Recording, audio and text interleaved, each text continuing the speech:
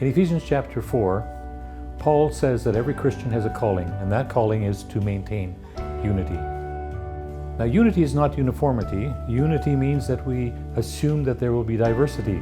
That's quite a challenge to deal with that diversity. How do you deal with all these differing opinions, differing musical tastes, and especially in the area of music and worship and song? There's not a lot written in the New Testament about music, but what is written is very, very important. And there's two passages that many people are familiar with. One of them is the passage in Colossians chapter 3, and the other one in Ephesians chapter 5. And in these passages, Paul talks about psalms, hymns, and spiritual songs. The thing is that a lot of people don't understand how important these passages are. A number of years ago, I wondered, why did Paul use this phrase twice in two books of the Bible that are very similar in theme? I thought there must be a reason.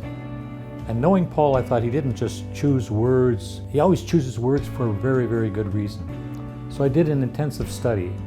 And I've put that study together in this book.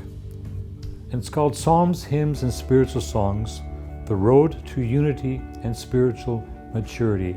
And I think that every musician in the church, every worship leader should understand these passages. Because in these passages, we learn how we can build unity and how we can build spiritual maturity. In this book, you'll find out the biblical definition of psalms, the biblical definition of hymns, of spiritual songs, why they're important, what they can teach us, how they can contribute to unity.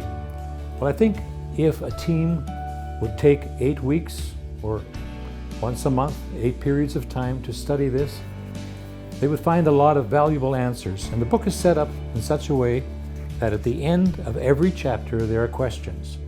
So the person leading it doesn't need to know a lot about the material. The person leading it just needs to know how to get people together and guide discussion. And in that discussion, that's when people really learn, when they discuss something and when they have a chance to apply.